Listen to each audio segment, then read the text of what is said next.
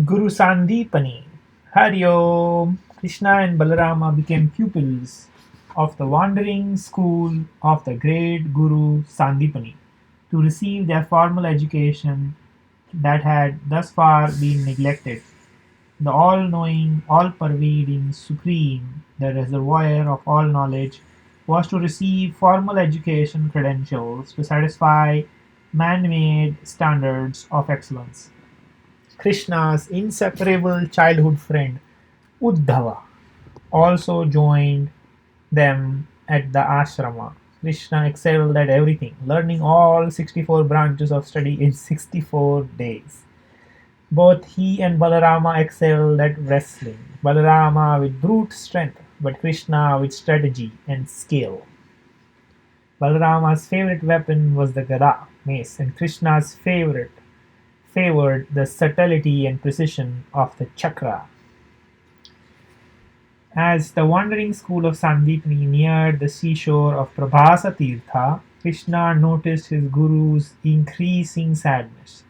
Krishna, probing with sweet persistence, found out that his guru's sorrow stemmed from the kidnapping of his son Punardatta by the notorious pirate Panchajana. Panchajana.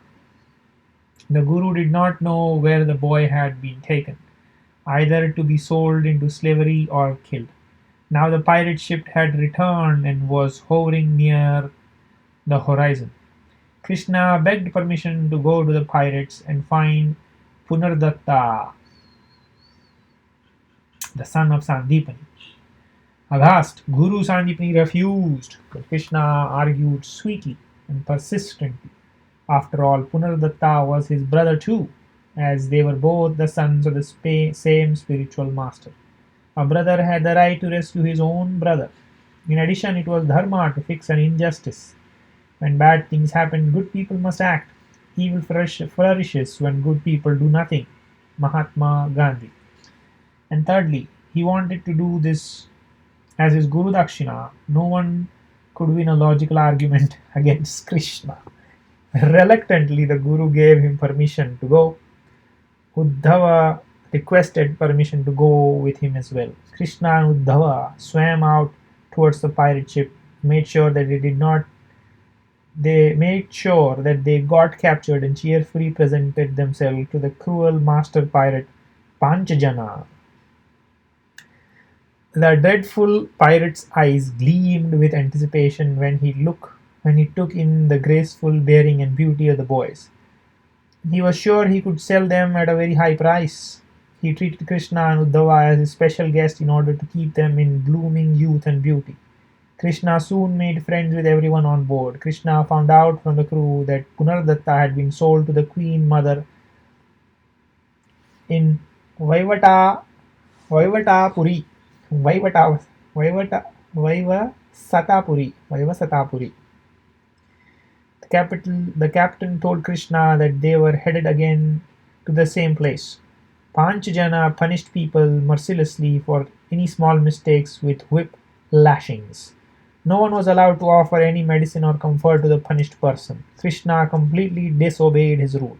One day, Panchajana caught Krishna red-handed helping a whipped boy, leading to the inevitable showdown. Krishna soon took control of the confrontation and locked up Panchajana. He also obtained the beautiful pink conch shell of Panchajana and named it Panchajanya. The pure notes of this conch were subsequently heard in many battles, including the Mahabharata war. They finally reached Vaivasa, Vaivasatapuri, a strange place ruled by snake maidens, Nagakanya. The queen ruled all, while the king was just a puppet, a figurehead. The maidens held a festive of choice where the men were forced to fight unto death, and the winner was crowned as queen's next husband and the next king. The king had to obey the queen's implacable commands implicitly. If the queen suspected him of trying to leave, he would be instantly put to death. Krishna met the royal family and became convinced that the king was none other than Punardatta. Krishna finally got the chance to meet Punardatta privately and assured him that they could escape. but Punardatta remained defeated. He said that they could not escape, and even if they could, he did not want to leave. He said, "Why should I go back to the harsh life of austerity and penance? Here I am treated well. As a king, I live in the lap of luxury and have a little power. I am considered as Yama, the lord of death in this land. I am content. My father must give me up as dead." Krishna asked, "Content? Content to the glorified slave? Content to be a glorified slave? Content to have no will of your own and live like a favorite pet? Is that what your life is? Where is your impulse to live life nobly, to fulfill the highest potential that burns in you? What difference is there between your life and that of a pet animal? Your father breaks his heart for you, and you are content to live this meaningless half life. We were taught by the same Guru to follow the highest ideals, to always serve Dharma. Instead, you have contented yourself in a cesspool of corrupted pleasures that rob you of your identity, your values, and your will." Shaken, Punardatta hung his head in shame. Krishna cheerfully clapped him on the back and said, "Punardatta, God has sent me here just in the nick of time to save you from the golden, comfortable hell. I am taking you with me no matter what you choose, as you are my brother, and it is my duty to protect you from this hell. Now go away and let me plan our escape." The festival of choice was held 3 days later. Krishna and Punardatta were to fight each other unto death with short swords. The entire population of Vaiva- Vaivasatapuri had turned up to enjoy the promised bloodshed. As they fought, it slowly dawned on Punardatta that Krishna was holding back. He was putting on a good show of being evenly matched with Punardatta, but in fact Krishna was far superior in strength and skill. During the mock fight, Krishna maneuvered strategically until they rolled on to one of the jetties and rolled off into the seas. The Panchajanya ship crew and the Uddhava, who were hidden underneath the jetty, hauled them into boats and frenetically rowed off to the main pirate ship. The people of Vaivatasapuri were no match for their strength and speed. Note the actions of the pirate. Actions was same. They were still grabbed and ran. But now the result was completely opposite. Instead of leading to the foul kidnapping, the same actions now led to noble rescue efforts.